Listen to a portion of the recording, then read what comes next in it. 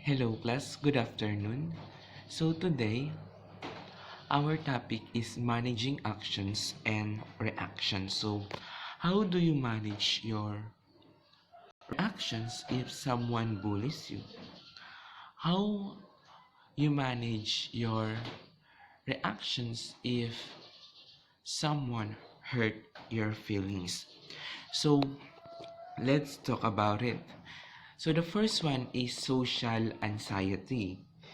So, when we say anxiety, it refers to a strong nervousness. Means, masyado kang takot, palagi kang nangangamba. So, when we say social anxiety or social phobia, a person has fear tends to run away from social situations. So, these are the persons who doesn't want to socialize, because if they met a lot of people or if they meet a lot of people, they feel nervous, and they are not happy with it, they are not comfortable. So other commonly reaction of persons who suffer from social anxiety. So these are the reactions when a person is suffering from social anxiety.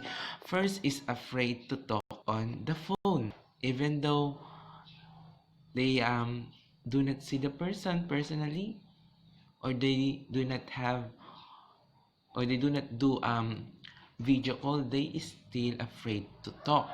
Next is afraid to perform in front of many people. They doesn't want to be the center of attention. Okay, afraid of being the center of attention, afraid to interact with other people. So that's what I've said a while ago. They do not want to socialize. They are not comfortable with it.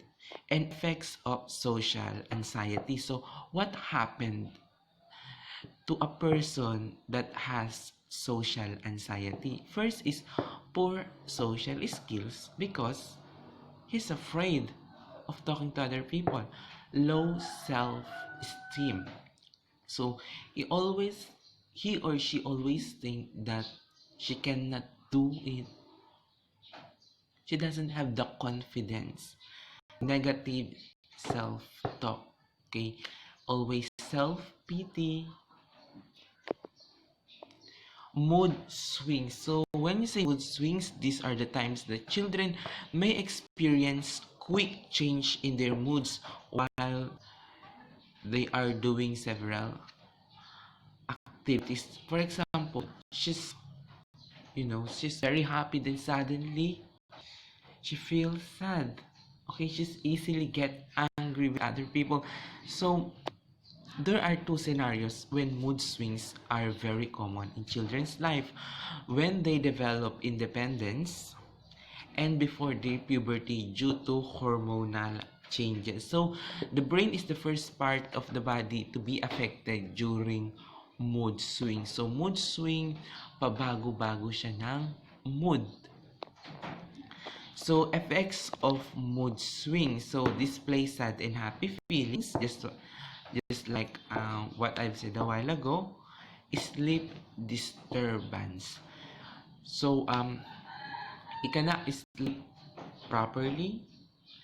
Poor in social relationships. So since she has or he has these mood swings, of course his or her social relationships will be affected. So poor in social relationships, being tired, feel tired. She feels tired every now and then, feeling hungry, and very irritable. So the third one is teasing and bullying. So teasing and bullying is very common to us. So the school, home, and streets are most common places where most children experience teasing and bullying. So here are the effects of teasing and bullying to children. Change in behavior. So there is a change in behavior because you know that they are bullying you. It might change you to be braver or to be looser because you are afraid to those bullies or you want to fight against or fight with them. So next is unhealthy relationship. So it happens because your behavior has changed. So it will change the relationship or your relationship to other people. So school and home activities are affected because you are afraid of those bullies. You cannot perform well in your school. Next is poor self-confidence. They say that you are ugly, so you feel sad about it. And what will happen? You do not want to perform in front of many people. Your confidence is being affected and always feeling ashamed.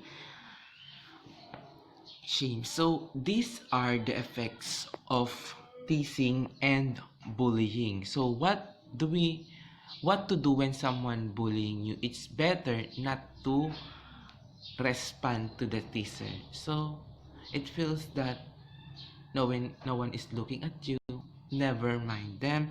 And next one is control your anger and tears because you might want to fight against them or you feel you want to cry because of what they are doing to you.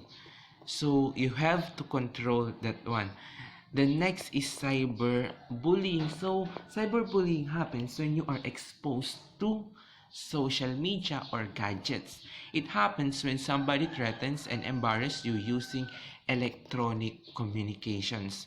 So what is the effect of this cyberbullying? First is anxiety and sadness. You feel afraid because they threatens you. You feel sad because of what they are saying on social media about you. They make some stories to destroy your image. Next is fear and anger. So you always feel this one because of the threats that you receive in social media, but we need to control. Next is low self-esteem, embarrassment. Okay, you will be embarrassed because of what they are saying about you on social media, and a lot of people can see it. Poor academic performance. So because you are sad, you have fear, you have low self-esteem, your academic performance will be affected. So how to avoid cyberbullying? So do not post your personal information in the internet. For example, your date of birth, your residence, or if you post information, be sure that they cannot use it to bully you. Do not post someone else's personal information, ask their permission first. So for example, there is a funny picture of your classmate, ask him first, okay, before you post it, because it's not and why do you post, why do you need to post that funny picture of your classmate? So you need to think properly of what you are posting on social media. Next is calm down. If you read an angry message, inform your parents or teacher about it. If you read angry message or comment about your post, so do not mind it. Okay, Do not answer their messages and comments, but rather tell your parents that someone is bullying you, or tell your teacher that someone is bullying you, so that they can help you to cope up with cyber bullying. So the fifth one is emotional and physical abuse. So when we say emotional abuse, this is the non-physical and refers to an action that intentionally hurt the feelings of another person. So they did not touch you, but they are showing something that can abuse your they can abuse your emotion. So an example of this is controlling, shaming, blaming, name calling, and threatening. So first one is shaming. I will repeat, they do not touch you. Shaming can be in verbal form through words. Okay, they will say bingot, pipi, bungi, ang baho mo. Those words, okay, very simple, but you are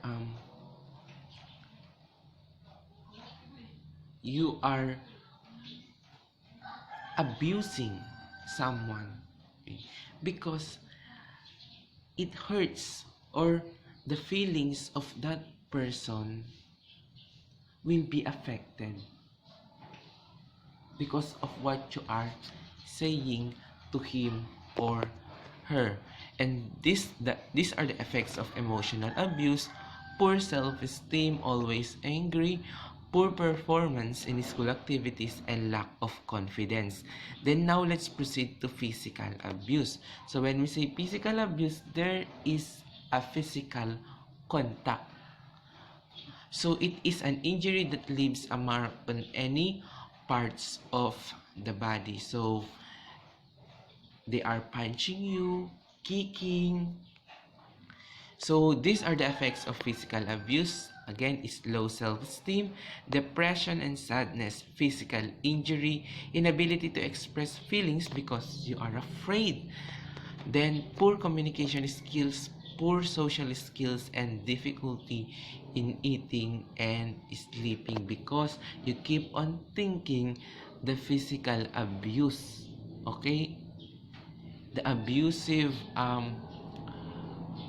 because you keep on thinking that they might hurt you again.